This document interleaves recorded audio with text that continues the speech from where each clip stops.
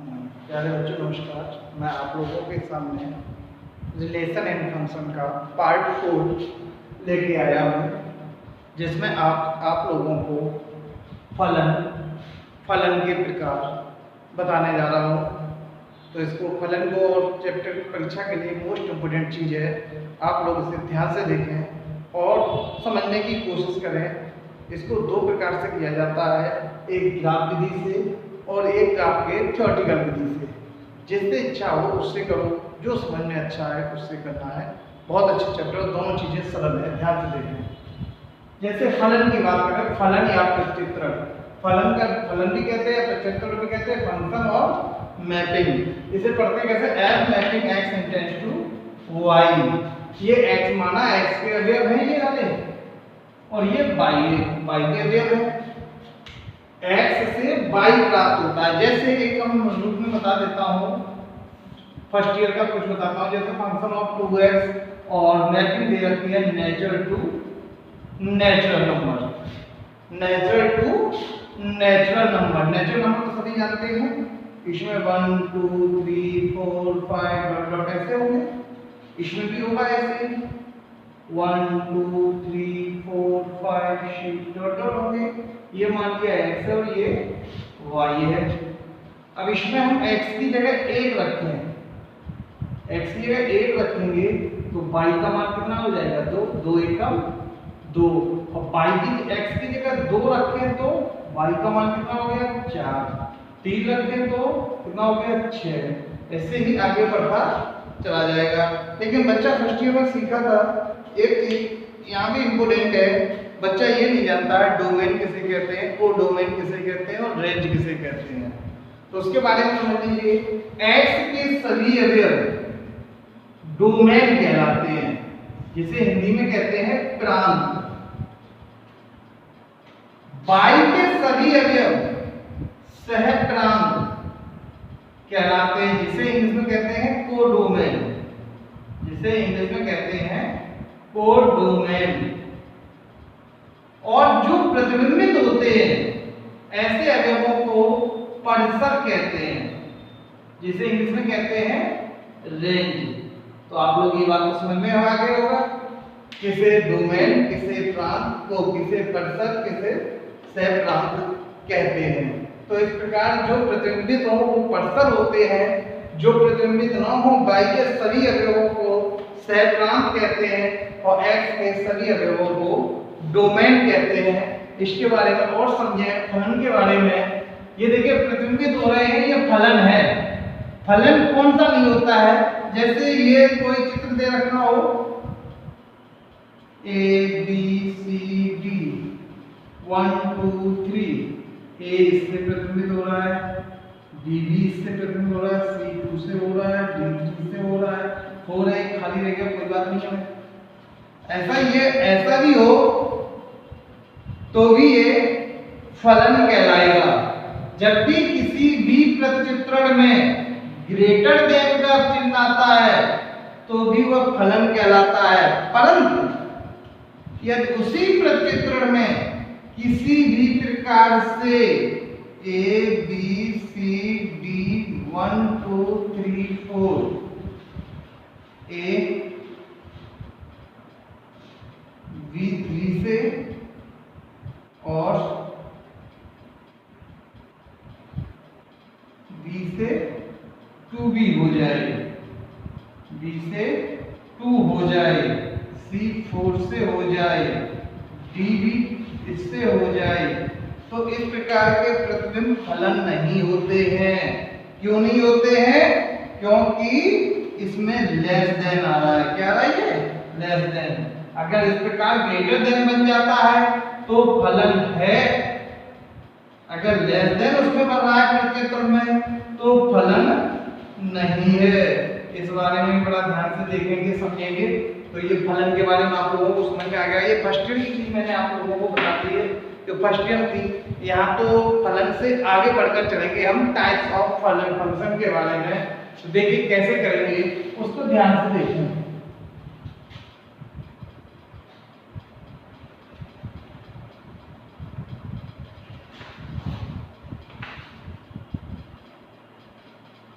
Types of function, फलन के प्रकार,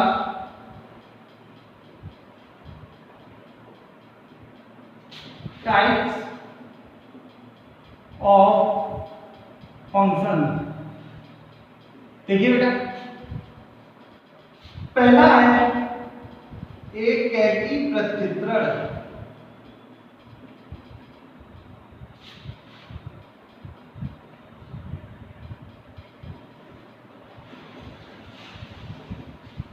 देखिए, इसकी इंग्लिश में कहते हैं वन वन मैपिंग। इंग्लिश में समझना बहुत सरल है, दिखाई दे रहा है मुझे। डोमेन का एक अवयव, डोमेन का एक अवयव कोडोमेन के किसी एक अवयव को प्रतिबिंबित करता हो, किसी एक अवयव को ही प्रतिबिंबित करता हो, तो इस प्रकार के प्रतिबिंब प्रत्युत्तरण को हम क्या कहते हैं? एकैकी प्रत्युत्तरण कहते हैं। फिर दोबारा समझ लें परिभाषा।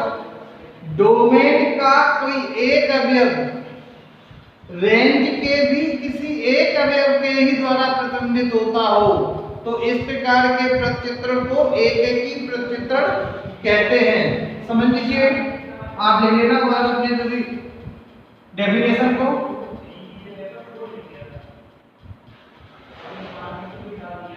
ए वन को निरूपित करता है, B2 को, C3 को, B4 को। देखो वन वन हो रहा है, नहीं हो रहा है? इधर भी वन है, इधर भी वन है। डोमेन X का कोई भी अवयव Y के किसी भी एक अवयव के ही द्वारा प्रतिबिंबित है, तो इस प्रकार के प्रत्युत्तरण को हम एकैकी प्रत्युत्तरण कहते हैं। इसके आगे इसको हम थ्योरेटिकल रूप में भी लिखते हैं, क्वेश्चन रूप में। कैसे लिखेंगे? माना फलन के दो भिन्न भिन्न अवयव x1 व x2 है, तो function of x1 equal function of x2 हो, तो उसका मान x1 बराबर x2 हो जाए। या लिख सकता हूं function of x1 is not equal function of x2, तो उसका मान x1 बराबर x2 हो जाए। तो इस प्रकार के प्रत्युत्तरण को क्या कहते हैं? हम एकैकी प्रत्युत्तरण कहते हैं। आप डेफिनेशन न लिखें तो ये लिखते हैं सरल। माना फलन के दो अवयव x1 और x2 है, तो फंक्शन ऑफ x1 बराबर फंक्शन ऑफ x2, तो ये हो जाए, चाहे ये लिख देना चाहे ये लिख देना। इस प्रकार के प्रत्युत्तरण को हम क्या कहते हैं? एकैकी प्रत्युत्तरण कहते हैं। इसका दूसरा पार्ट है, सेकंड है भाग बहु एकैकी प्रत्युत्तरण।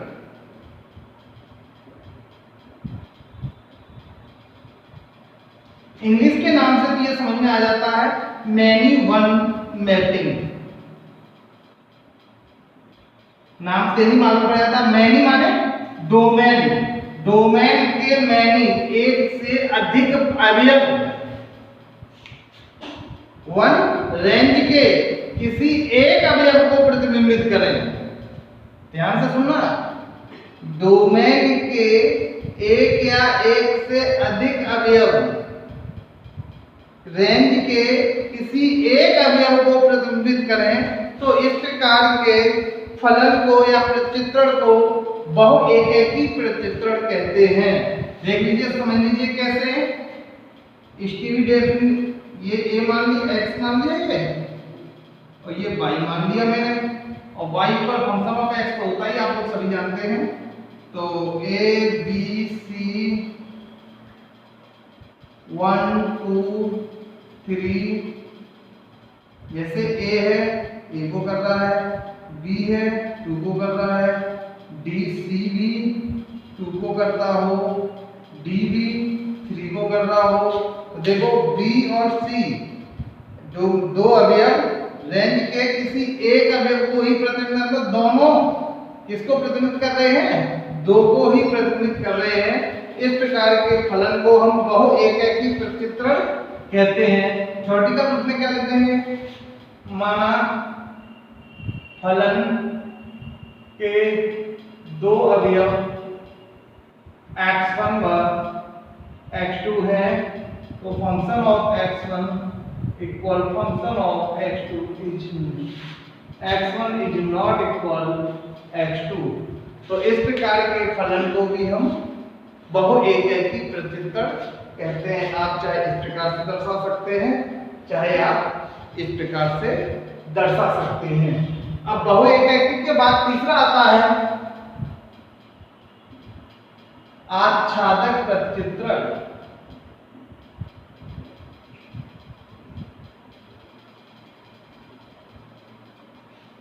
जिसे ऑन टू मैपिंग कहते हैं।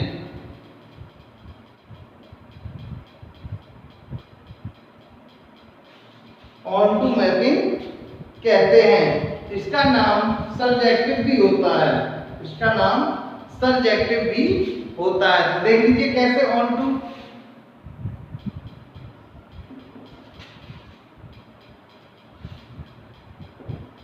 y का प्रत्येक अवयव, y का प्रत्येक अवयव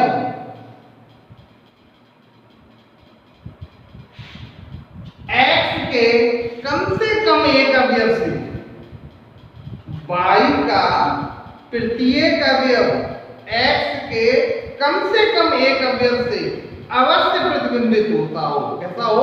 अवश्य प्रतिबिंबित होता हो। तो इस प्रकार के प्रत्युत्तरण को आच्छादक प्रत्युत्तरण कहते हैं। परिभाषा भी आप लिख सकते हैं। हम बोल रहे हैं इसमें लिखेंगे तो बहुत बड़ा बन जाता है, वीडियो ज्यादा बड़ा हो जाएगा, तो इसे ध्यान से देखते रहिए। y का प्रत्येक अवयव x के कम से कम एक अवयव से अवश्य प्रतिबिंबित होता हो। तो इस प्रकार के प्रत्युत्तरण को हम क्या कहते हैं बेटा? आच्छादक प्रत्युत्तरण कहते हैं। ए जैसे 1 को प्रतिनिधित्व कर रहा है, V2 को CV2 को कर रहा हो, D3 को E4 को, इसमें एक भी अवयव छूटा नहीं छूटा। तो इस प्रकार के प्रत्युत्तर को ही हम ऑन टू मैपिंग या सर्जेक्टिव भी कहते हैं। सर्जेक्टिव भी कहते हैं। अब इसका आगे इसमें कैसा, इसका कहना क्या है? इसका मतलब होता है function of x equal range हो जाए। क्या हो जाए? रेंज हो जाए। या function of x equal y, जिसे रेंज कहते हैं। क्या कहते हैं? रेंज। जो कोडोमेन और रेंज दोनों बराबर हो जाएं, कोडोमेन और रेंज दोनों बराबर हो जाएं, तो इस प्रकार के प्रत्युत्तर को क्या कहते हैं? हम ऑन टू मैपिंग या आच्छादक प्रत्युत्तर कहते हैं। फोर्थ नंबर देखिए बेटा, अंतरछेदी प्रत्युत्तर। अंतरछेदी प्रत्युत्तर, इसके बारे में और समझाएंगे अच्छी तरह से। क्वेश्चन करोगे तो बहुत समझ में आ जाएगा। Into mapping,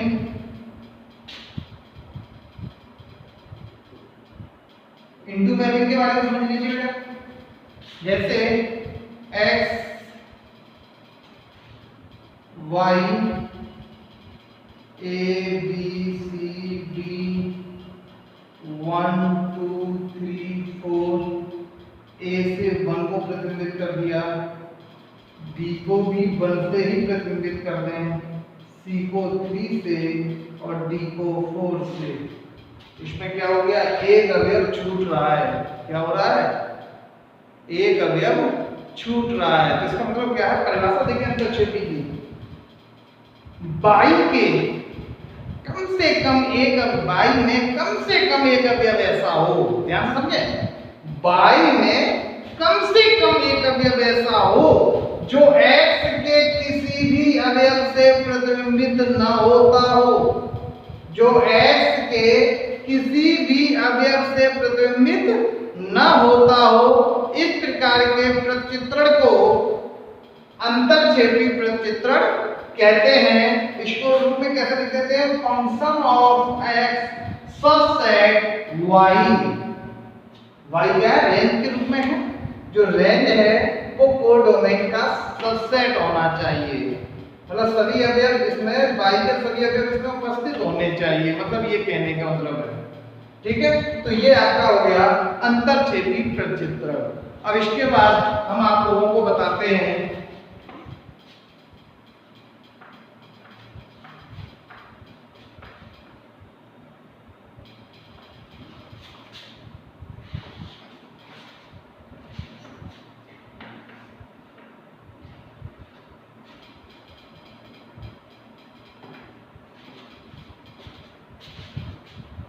एकेकी आच्छादी प्रतिचित्रण।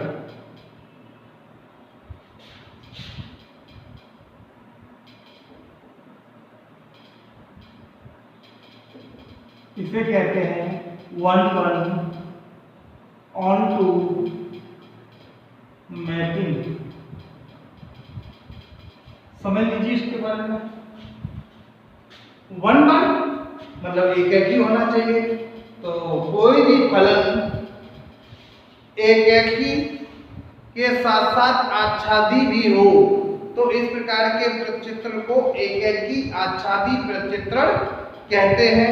अब आप लोग एक भी जानते हैं और आच्छादी भी जानते हैं। इसकी कंडीशन मैं दोबारा इसमें लिख देता हूं, जिसमें फर्स्ट कंडीशन क्या है, function of x1 equal function of x2 हो, इम्प्लाई दैट x1 बराबर x2 आ जाए। तो इस प्रकार के प्रतिचित्रण को अभी क्या कहते थे हम, एक ही प्रतिचित्रण, यही कहा था मैंने। Second, function of x equal y हो जाए, यही लिखा था मैंने। वो क्या कहलाएगा, आच्छादक प्रतिचित्रण। ये दो चीजें उसमें सिद्ध करनी होती हैं तो हमें मालूम पड़ जाएगा ये एक ही आच्छादी प्रतिचित्रण है। एक ही आच्छादी प्रतिचित्रण है। ये कैसा रहेगा, एक ही आच्छादी प्रतिचित्रण है। अब बात करते हैं, या इसका नाम एक और होता है y-जेड।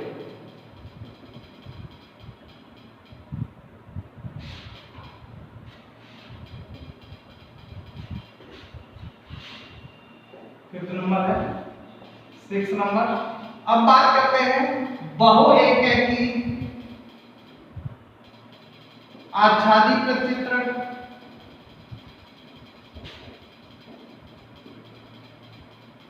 मैनी वन ऑनटू मैपिंग लेना है। First, function x1 equal function of x2 तो होना चाहिए, परंतु x1 is not equal x2 हो जाए तो इस प्रकार के प्रतिचित्रण को बहु एकेकी कहते हैं। सेकंड कंडीशन यदि हो जाती है function x subset equal y तो आच्छादक हो जाता है। इस प्रकार के प्रतिचित्रण को क्या कहते हैं हम, बहु एकेकी आच्छादी प्रतिचित्रण कहते हैं। अब बात करते हैं एकेकी अंतरछेदी प्रतिचित्रण। एकेकी अंतरछेदी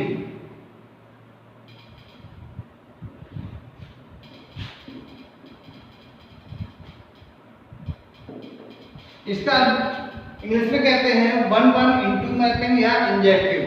तो ध्यान से देखें, इसको भी कैसे करेंगे, एकेकी के लिए तो वही कंडीशन है, function of x1 equal function of x2 equal x1 equal x2 हो जाना चाहिए। सेकंड कंडीशन, अंतरछेदी के लिए फंक्शन ऑफ x सबसेट होना चाहिए y का। किसका होना चाहिए, जो कोडोमेन, जो डोमेन है, जो रेंज है, वो कोडोमेन का सबसेट होना चाहिए। बस आगे अगला आता है बहु एकेकी अंतरछेदी प्रतिचित्रण। बहु एकेकी अंतरछेदी प्रतिचित्रण। तो देखिए बेटा इसमें ध्यान से, बहु एकेकी first condition function of x1 equal function of x2 हो जाए, x1 is not equal x2 हो जाए। सभी हमने भी बताया था मैंने। Second condition function of x subset हो y का, तो ये क्या कहलाता है, अंतरछेदी कहलाता है। अभी दिखाया था मैंने बेटा। तो इस प्रकार आप लोगों को हमने टाइप्स ऑफ फंक्शन बताए। इसके हम कल क्वेश्चन कराएंगे। क्वेश्चन बहुत इंपॉर्टेंट है, आप लोग एक बार इनको देख लें। देखने के बाद कल क्वेश्चन जो शुरू होंगे तो उस क्वेश्चनों को देखकर आप लोग स्वयं ही बिल्कुल इजी तरीके से समझ जाएंगे। इसमें क्वेश्चन इसलिए निकाला है, वीडियो अधिक लॉन्ग हो जाएगी, ठीक है। और आप लोग सही बच्चे हमारे चैनल को सब्सक्राइब, लाइक एंड कमेंट और अपने मित्रों में शेयर अवश्य करें। धन्यवाद।